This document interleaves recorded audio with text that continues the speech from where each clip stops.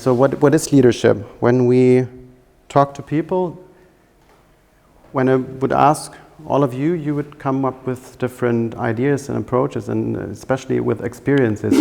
And sometimes leadership could mean staying long time hours in office and finishing a project. Like, don't give up and bring it to the end. It could mean to find yourself at some airport or some train station and think of where I'm heading to. Is this the right spot to be right now? Like, to think about where are you right now? And sometimes it could mean to take a stand, to prepare yourself and negotiate. And the last Compass talk was with Mark about negotiation, and this really takes efforts and you need special preparation, and all of us know this. There are certain times when we have to put ourselves together and think of some maybe unpleasant or some very challenging situation where we have to prepare ourselves. And this is also taking leadership. It's not only for managers and executives. Sometimes you have to be prepared, and this also means leadership. And sometimes it means to find the right words in a room full of people, and they have certain expectations. And sometimes it is only the room in yourself where you have this microphone stand and rehearse. And this is leadership as well. And sometimes it is, taking a stand and talk about something that is not all right, or that is something that you like to address, and no one in the room is taking this stand. No one is showing this courage. So all of this is leadership, and to give a more, how we see leadership in our academy, or what is our common ground, we have a pretty simple definition for it. Leadership is a conscious action that aims to positively change the natural flow of a social system. And by the system, it could be person, team, group, organization, to address all of that. And let's have a look on that. It's a conscious action. Do it with full awareness of doing it. It is aiming to something to positively change a situation or the natural flow. It is the natural flow. So to see what is happening, and it is to change a social system. System as, this is a system. If one of you is interfering with the system, it's going to affect the system in a way. And sometimes you will notice, sometimes you will not notice. And so this is our definition. It's not super specific. You will find different definitions that might work quite well. But if you see this for yourself, this is what you do every day. You affect a social system. With every act you do, you affect the system. So, and when it comes to self-leadership, because what I really enjoyed about meditation is to put yourself in the shoes of a leader. Even that part is what I would call self-leadership, to change a perspective. And then I put then a definition for tonight here. Self-leadership is having a developed sense of who you are, what you can do. And when you try to raise your awareness, sitting here, contemplating about, I'm here in this room and I'm breathing, then you try to really be in the moment and be present. And I think this is what is self-leadership about, to know who you are, where you are, what you can do, and where are you going to. And then coupled with the ability to influence your communication, your emotions. This is especially when Goleman talks about emotional intelligence, it is the ability to be aware of your emotions and to be able to change your emotions.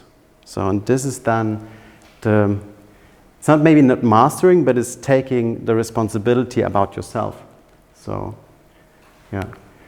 and there's another, and then I will stop with the more or less scientific and academia definitions of leadership. There's another from Heifetz. Heifetz is a scholar and professor from Harvard. And leadership in a very simplified way could be described. There is this area of formal and informal authority. All of us know this. You have a certain title, you have something, you're a team lead, you are head of your sports club, of your Kassenwart or something, and you have a certain authority. And then there's informal authority. You know these people sometimes in a room, and they have a certain type of informal authority. So and you see like this person is somehow running the place, even though there is no title or something. So this is in this area. And then leadership by Heifetz is then this scribbly-dibbly something on this thin line. This is leadership. When you step out of this, when you step out, and there's the possibility that you might take risk. And this is the area of risk, and this is quite big, and there's leadership. So when you take a stand, when you address inequality in the social system, when you take action, and this might be risk-taking move, and it might be very cost-taking, it might be very challenging, but this is this scribbly-dibbly. Would you agree on that? That this is leadership? Yeah? No? More or less? Okay. So then there's the other thing. This is why is leadership more important than ever? There's this buzzword VUCA. Who has not heard of VUCA? Has not heard of VUCA? Really? Are you kidding me? Okay. Okay, then I will run quickly through that. And there are so many beautiful minds in this room. You can address them if you want to dig deeper. This is something, especially when we talk about digital transformation. Then this is the most common slide, I think. Put this on the screen and you will find followers, or you will find people who will fight this. It is VUCA stands for volatility, meaning the world changes very fast and faster than years ago, and it is accelerating, and it's getting faster and faster. It is uncertainty, so the predictions are harder. It's really hard to predict the future and even to predict certain outcomes and results of your decision making. And then there's complexity.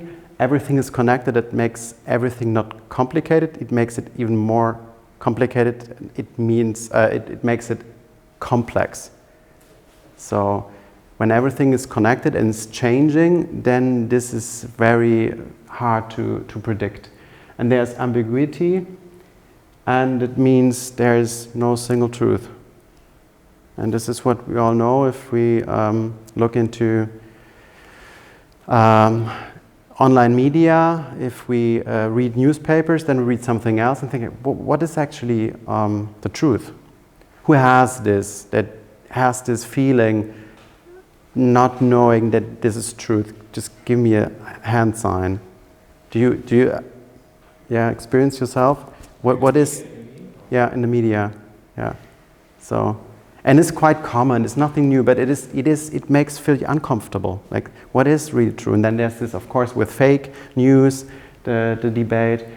So, and since this is not going away, this is maybe getting worse, or it is there and is affecting our lives. We have to deal with that, and we did some studies on that the last years and asked executives, change makers, entrepreneurs from big companies, from non-profit organizations, and asked them how they deal with this challenges. And we came up with more or less 4 trends or paradoxes. In German we call it Spannungsfelder, which sounds a bit, more interesting than paradoxes, but we will get there. That even these paradoxes are interesting. So, and one is a basic one, or the first one is how to make decisions. And might be one approach is, and you know that, is I could gather pretty easily very many informations, very data, and collect a lot of information And this might be, for some people, a very fun job to do, because some people really like this and like to dig deep, and for some people it's like, oh no, this is never gonna end, I'm afraid, where's the truth again? And so this is the one side of the paradox, or the Spannungsfeld. It's the one side is, or it's a bipolar situation, sort of. If you got one extreme, it's like, I gather a lot of data and then I'm finding the truth, that's gonna happen.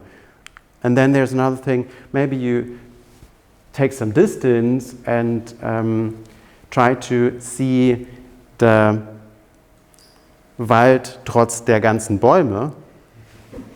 Take a distant view and breathe. And just wait. And then there might show something up that people would call intuition or a gut feeling.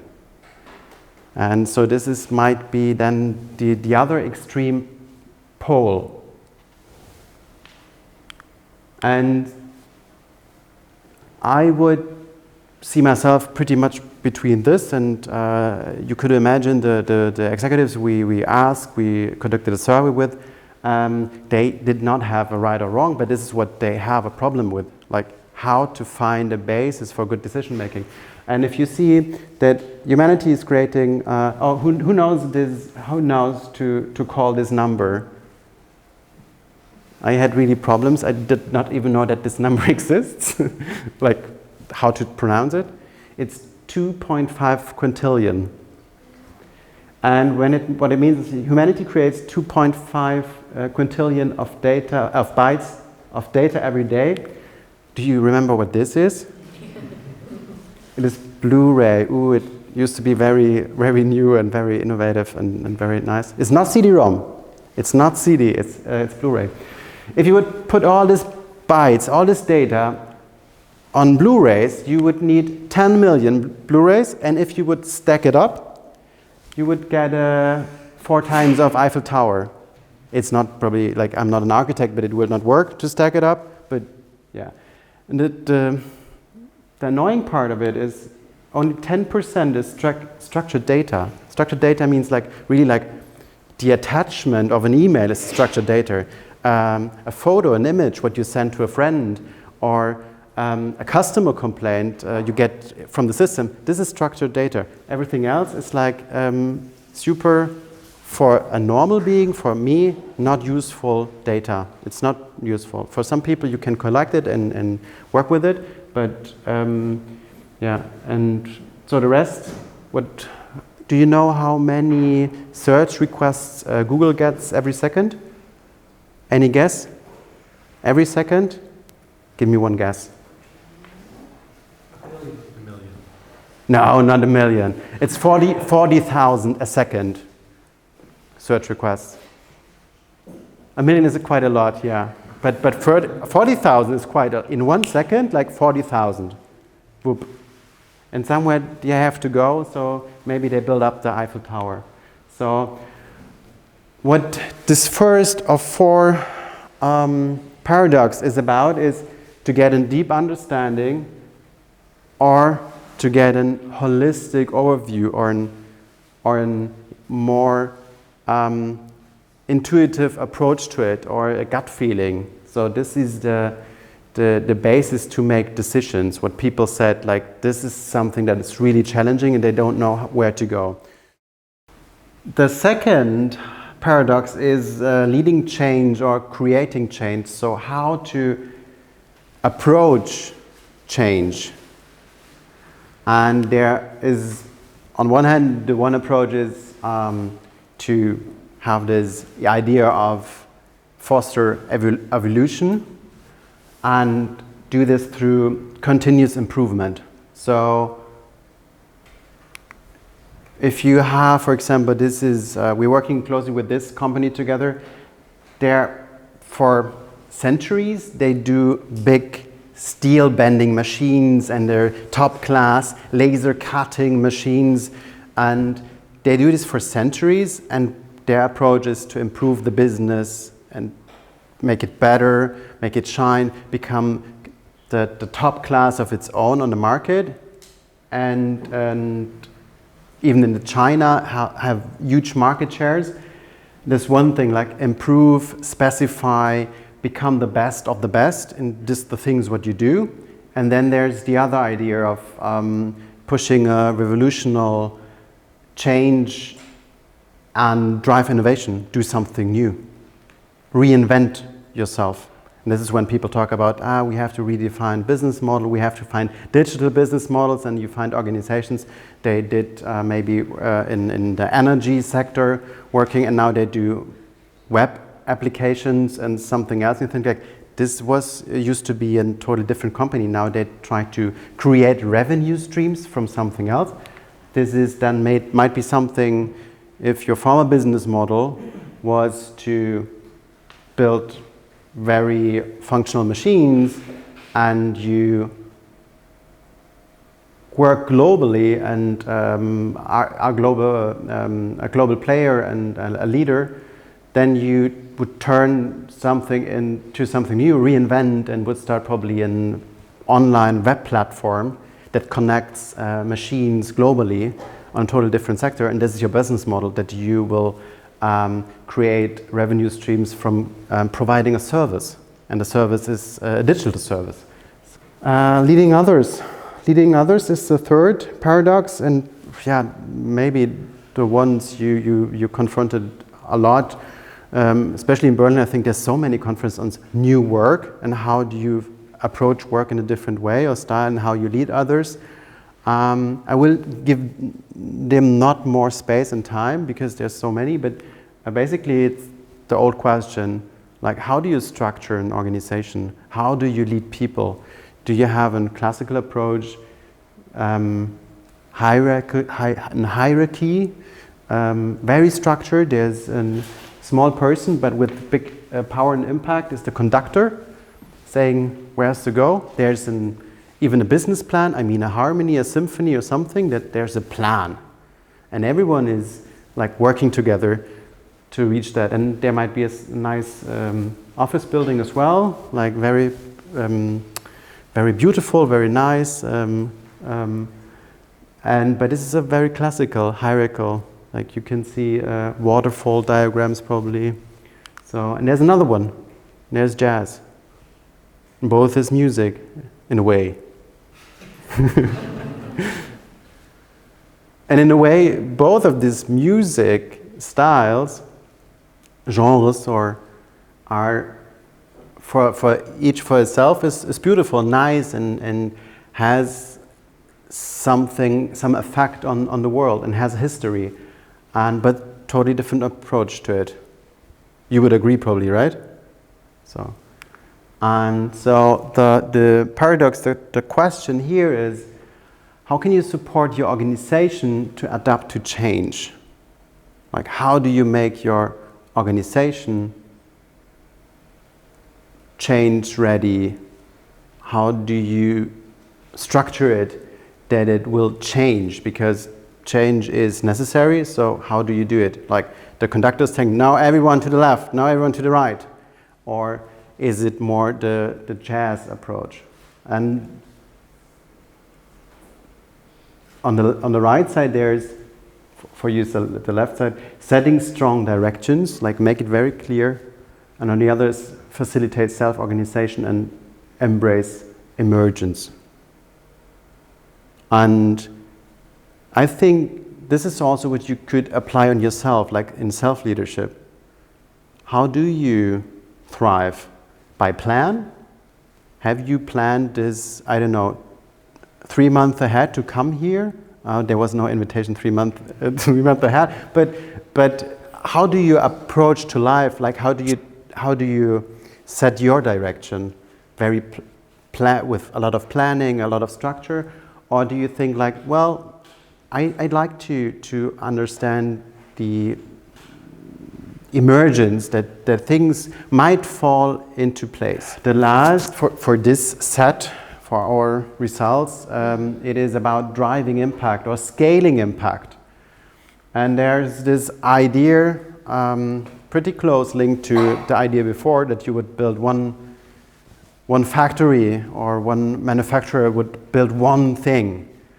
And you could imagine a time where it was the right way, the right approach to concentrate all the capacities, capabilities, all the expertise in one unit, in one powerful structure, in one global working company. And on this picture is, it is more or less a construction site that is capable of building from scratch one car, more or less. Like in this box, you can build one car. So everything that you need to build a car is in there. So might be one approach. Also close to the idea, be the best version of yourself, develop at a certain point and be top of the game. And then there's the other idea, who knows what this is by seeing? This Bitcoin structure that I would say it's an idea of an ecosystem. There was not a big plan behind that. There was not a business plan how we can structure this globally. This emerged. And it's quite fancy the last few years to talk more organizations into the approach of building ecosystems, like work together, more than being the most powerful competitor on the market, more like collaborate, work together. Even though you don't know if there are other players on the market, just it evolves out of not out of the blue, but it just is. Even though this is very structured, like the picture is very structured, it's not that structured. So, and for personal development, you could see it maybe, who know this guy? Yeah? Conor McGregor is I think it's one of the, I would not say I favor him, I like him, but he is very successful, or was very successful in UFC because he built himself up, I would say, to a big muscle. Like, he was training like hell. He was from the scratch. He worked very hard. He comes from a poor family in Ireland, in Ireland, and then he more or less is the face of UFC. UFC is I think one of the most brutal, aggressive, competitive sports. It's not like boxing. You have this tiny little gloves, and it's very competitive, and he won several titles, like he's a champion. And this is the idea, you could become champion by training hard and be the best and work very hard. And this is the question, like, what is then? After 2-3 years, your life is probably wrecked. You cannot pay the mortgage, you cannot pay for your Lambo, for your Ferraris and thing anymore because your career is maybe over. So there's the question, like, be a champion or be a mushroom in an ecosystem. Not where everyone is equal, but like where you can thrive and be part of an environment that is meant to work closely together in a more collaborative way. And this is how you can say nature. Do we have some biologists in here? You're a biologist? Maybe we can ask you later about about how ecosystem, because I think it might take a longer time to understand how mushrooms in an environment, in an ecosystem work, and how they nurture the system and what they take, because there's also the idea of a mushroom as a parasite, and so it's not that easy, but it's a different approach. And this is what you can think of yourself, like you can scale from the inside and you can grow with the ecosystem. So to wrap it up, these four paradoxes, making decisions, detail versus big picture, leading change, evolution versus revolution, or something in between, and then leading others, hierarchy versus self-organization, scaling impact, self or ecosystem, being a champion or being a champignon. And what do we do with that? We try to find a way to deal with that, and we said we have to, and then there's where the compass comes in, is we say we have to navigate. Since we cannot make them go away, these paradoxes, we try to be more flexible and be aware of it. So we see, it looks almost like a mixer, like a DJ mixer. So you could move, the idea is you can move from understanding the certain situation where you have to make a decision and then try to think, do I need a deep understanding or a holistic overview? So there's no right or wrong. As you said, sometimes it even fits perfectly together. That you said this like, you set a direction and then you can create a space for emergence. So we broke it down to these 4 levels, and the idea is to navigate. And how do you navigate? We collected answers from all the interviews from executives from the study, and we came more or less up with a cluster of 8 ways to navigate, to take a role or a metaphor, and we shaped metaphors from this. So, and these 8 roles are interpretations. They're quite a bit normative, but they're just offer opportunities to step into some interesting perspectives. And I will show you shortly this 8. There's, for example, a seismologist. The seismologist has one guiding question is, how do I gain a holistic understanding as a basis for good decision making?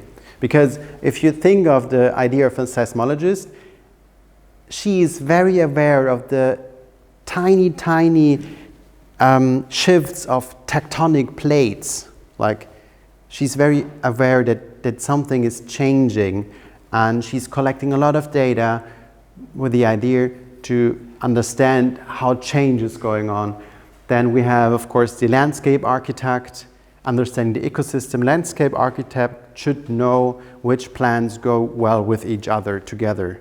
So if you see this an ecosystem expert, so the landscape architect, she can really put understanding for the system into their decision making. Then we have a coach with the guiding question, how do I motivate and empower others to assume greater responsibility? There it comes the self-organizational approach, like empower people to be capable of organize themselves.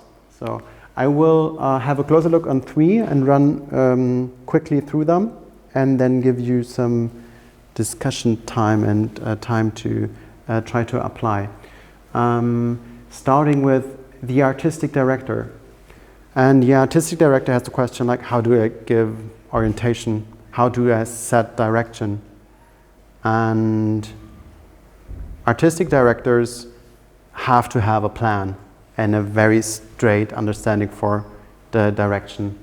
And if you would put it in a picture, you could use this person, but you could also apply another person. It's just a metaphor. So the idea is like, what do you need as artistic directors? You need to convince others of a common way. You have to have an agreement. This is the way how we do. There's a plan, like a master plan. You have to communicate very clearly and transparently, so everyone knows what to do. There's nothing bad about giving direct orders or tell people, this is what we have to do. If you're a captain on a boat, you have to tell people what they have to do. Otherwise, it's difficult.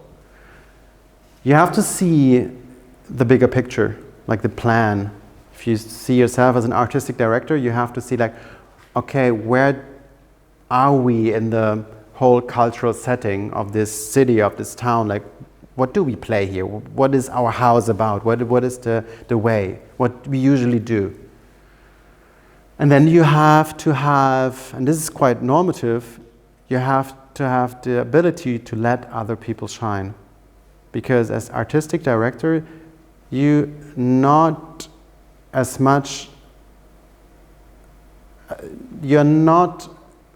the main stage. You might have your letters in capital somewhere, but you're pretty much behind the scenes all the time. So even though you play a major role because you set it all up, you have to have the ability to let others shine. There's another one. There's the blogger, and it's not really that it has to have or has to be a blogger as itself. Like, don't think yourself, I'm a blogger, I do a blog. It's more like the idea behind that. And this is the idea that you write the readiness of change or something inspirational into the DNA of people or into the mind of people, or just maybe irritate people. Write about something new, but the thing how you do it is very maybe inconvenient, or maybe it is very fast, very quick, but with words wisely put. And this is how you can inspire others.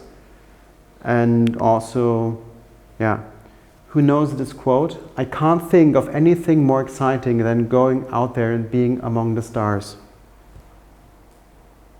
Any idea? Say it again? The Little Prince? Ah, not so bad, yeah. Elon Musk. Do you know this picture? SpaceX. SpaceX.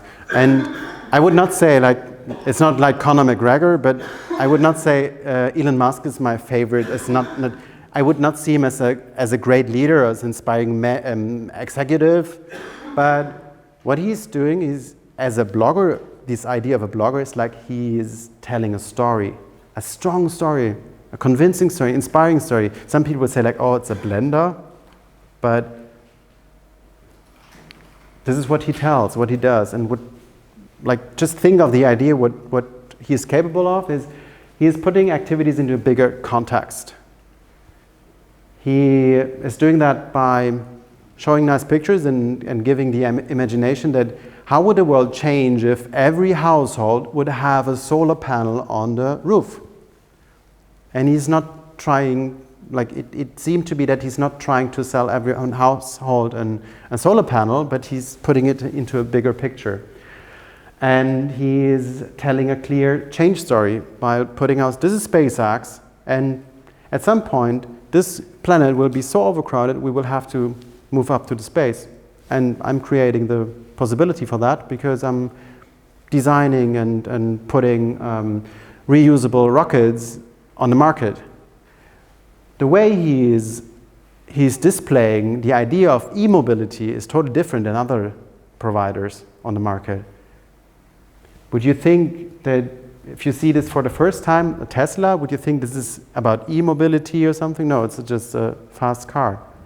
And would you probably make it to want it, to have it, to drive it, and not think about, this is about environment and this is e-mobility, it's very good and very important. No, you just think like, wow, this is a fast car, super cool. So, and this is how he fills his cash flow, and it's good. So, but I'm not saying that Elon Musk is good or bad, but the way he's approaching it is the idea of with a metaphor in mind of a blogger, irritating, putting a story into life. And there's the last one, and all of us, we started the evening with that. It's the student of Zen, pretty cliche, but it's about being inner-centered and find inner sources for your strength and clarity in yourself. And the question is, what do I hold on to when everyone is holding on to me? And for the third time, I'm switching into German because I really love the expression in German. It's, woran halte ich mich fest, wenn sich alle an mir festhalten? And this is what everyone experiences. Like, you have a very stressful day. What is it what you can hold on to when everyone is like tearing you apart, it's like very stretching you? So this is the question. And this is actually this Star Wars, and this is Rogue One, I think, and this is also cliche, but if you do this, what you do every day, and you take a stand and you're fighting your battles, you have to have inner strength. You have to be convinced by yourself what you're doing.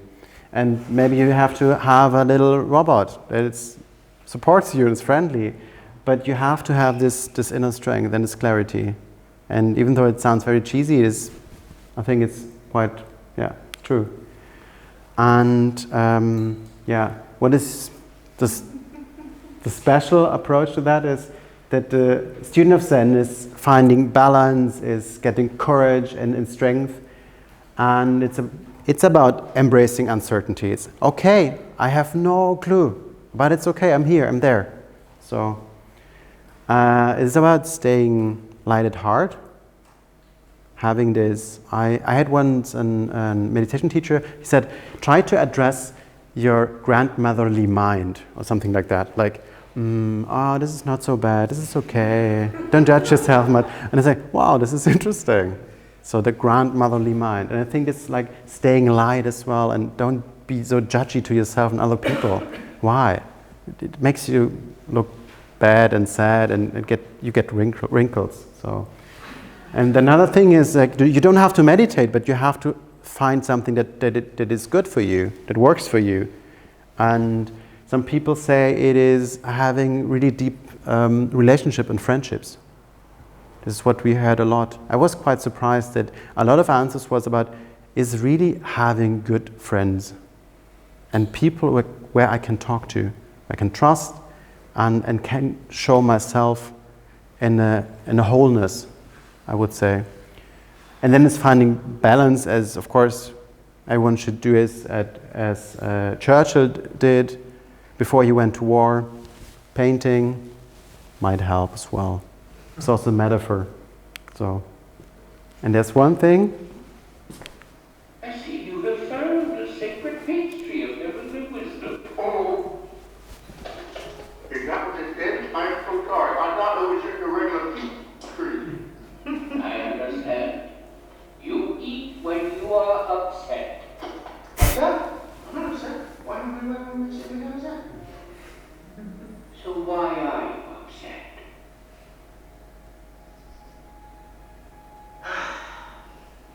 I probably sucked more today than anyone in the history of Kung Fu, in the history of China, in the history of sake. Probably. 5. Man, you should have seen them. They totally hate me. Totally. How's Chief ever going to turn me into the Dragon Warrior? I mean, I'm not like 5. I've got no claws, no wings, no venom. Even Mantis has those thingies. Maybe I should just quit and go back to making noodles. Quit. Don't quit. Noodles. Don't noodles. You are too concerned with what was and what will be. There's a saying. Yesterday is history. Tomorrow is a mystery. But today is a gift. That is why it is called present.